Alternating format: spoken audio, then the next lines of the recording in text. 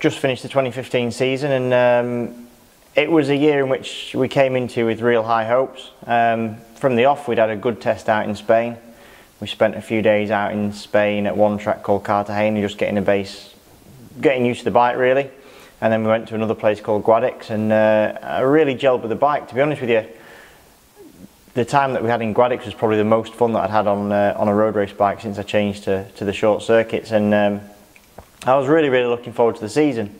But in the end, it just turned out that the season was one of those where things didn't quite go to plan for us, and that pretty much started out from the first round, where on the first day of the first round I basically woke up as sick as a dog. I'd never been so sick in all my life, and it just seemed that, you know, Lady Luck wasn't shining on us for the majority of our year.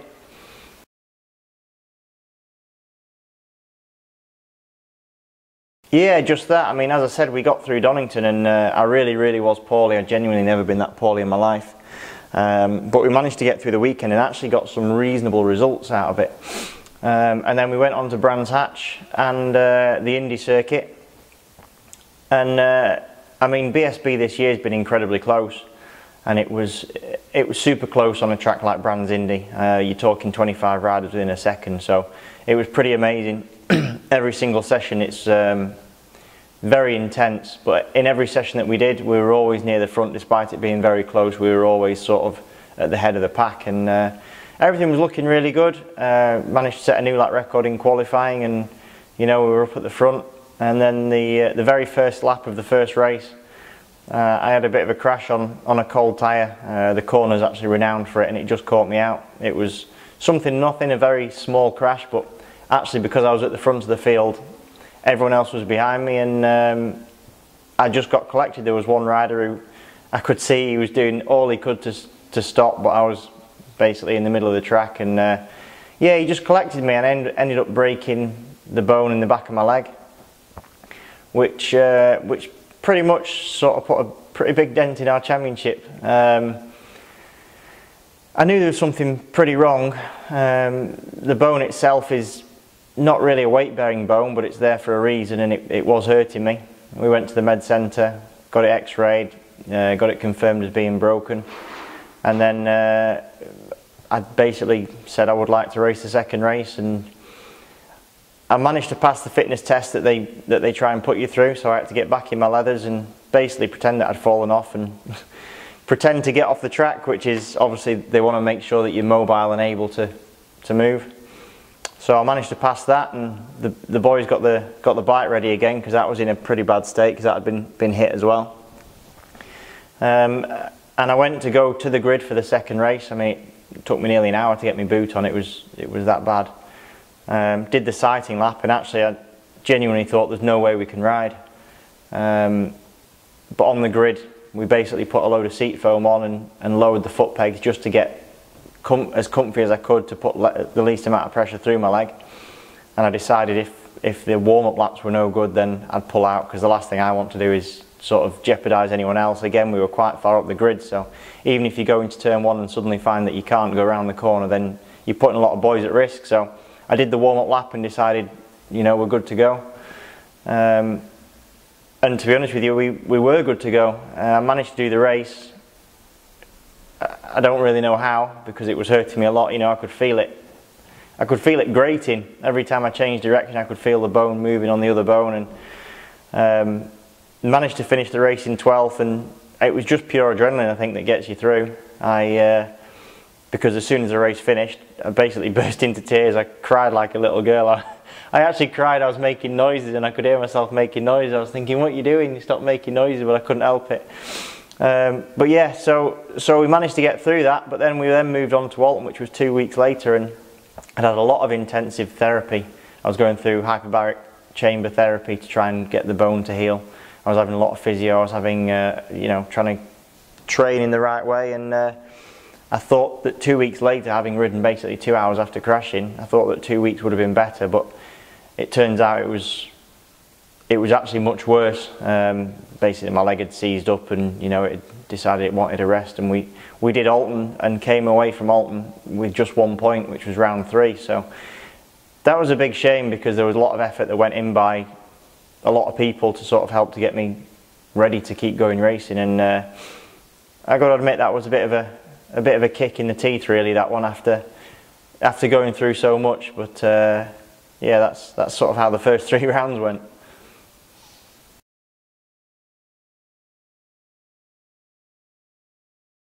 Yeah, I mean, the sort of whole mid part of the season, again, it was kind of a strange one. We had basically from after Alton Park, my leg from then on, it's not been right really for training, but it was from then on, Snetterton onwards, which was round 4, that it gave me no problems on the bike whatsoever.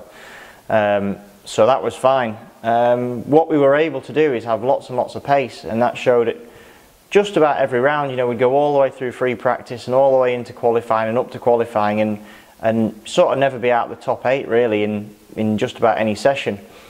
The problem that we were having was that it was twofold really. One, we were struggling a little bit with the bike in terms of the way we had it set up. We were basically trying to go for a fast bike, but that doesn't always make it very easy to race, and the trouble I was having was during a long run in a race, so a race distance. I could easily go out and put 3 or 4 or 5 laps in a row, but to actually do it for 30 laps was a little bit different. So that was one of the slight issues we were having. The other one was just, I mean, I don't really believe in luck, but it just got a little bit silly at one point. You know, we were just suffering from everything. You know, there was a qualifying session where basically I aborted the lap because there was someone slower in front of me, and then it just rained out of nowhere, and it really did rain out of nowhere. At Brands Hatch GP, the first time we went there, I had a rider crash in front of me on the first lap and ran me off track.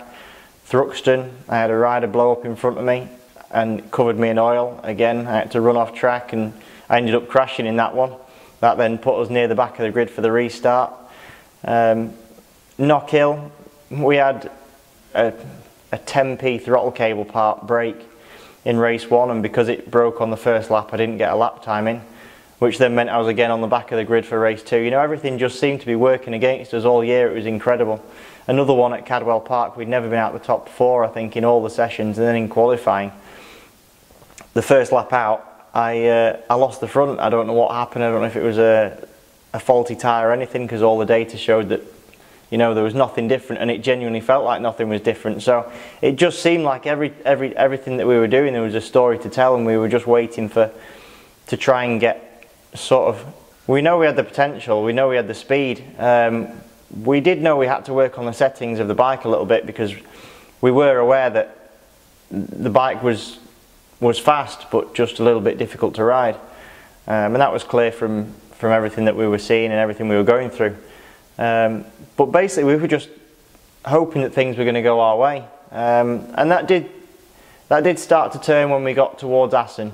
I've got to say, Assen again, we showed all the speed that we've been showing pretty much all year, and then we managed to qualify well and back it up with 2 reasonably solid results, and it was the first time basically since the first round that we'd managed to sort of have 2 reasonably solid results. And that then brought us into, you know, the last couple of rounds, and I was just desperate to get a result, not just for me but for all the team. There's a lot of hard work and effort that goes in, an awful lot. You know, it really is a team effort, and I wanted to get a result for them as much as myself. And we got to Silverstone, and Friday had been a little bit difficult, and we got into Saturday, and we went down a little bit of a different route with the settings of the bike. And it didn't necessarily make me much faster, but it transformed the way I was able to ride it. And pretty much from then on, I was just a much happier camper, and straight away we put it on the front row, and it's the first time this year that we'd been on the front row. We'd often been in the top 10 shootout, which is the final stages of qualifying, but it was the first time that we'd really been in the mix right at the top. And yeah, to put it on the front row was a small reward, but a nice one. And then we backed it up again with 2 solid finishes, and we fought for the podium both times. And then exactly the same thing was true at the last round at Brands. You know, every single race we 4th on the grid again, so a good grid position. And just because you know, things were a bit easier for me, we were fighting for the podium, and it was, we never actually got the podium that we absolutely deserved, and I really believe that we deserved that through everything that everyone put in. But it was still a strong finish, and I think it showed a lot of people that, you know, we did have the pace, and it was just one of those years where, you know, sometimes things fall into place and it's really easy for you, and, you know, everything just clicks, and other years it seems like it doesn't matter what you do, and that was sort of one of those, and it was a shame because, you know, it was an enjoyable year, but certainly one that's, I think I'm going to come out stronger from through experience.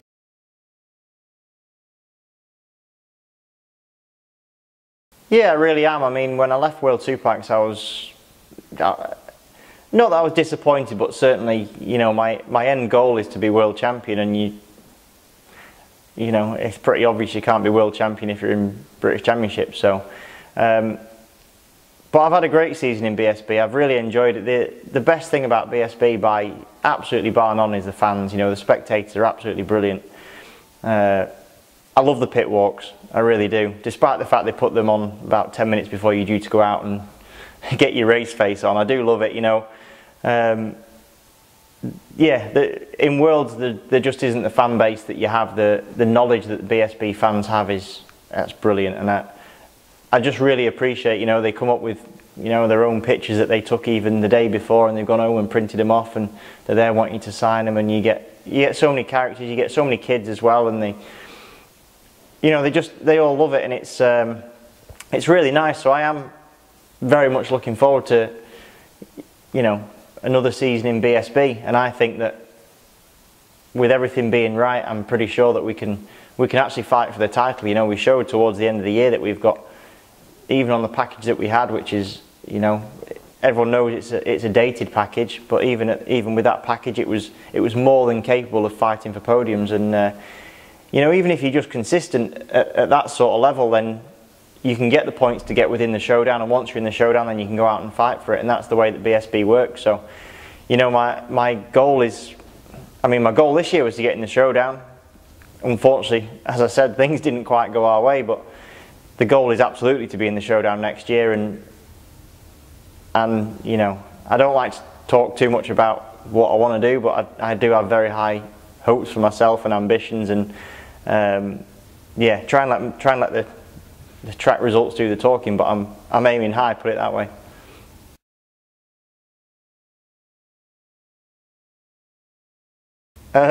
Yeah, I think the end of season review will be coming up on TV, so make sure you check that out. I won't be able to watch it because I ain't got any Sky, so I'll have to go to my granddad's to watch that. So I'll have to get him to put it on record for me. So yeah, if anyone knows when that's on, let me know too.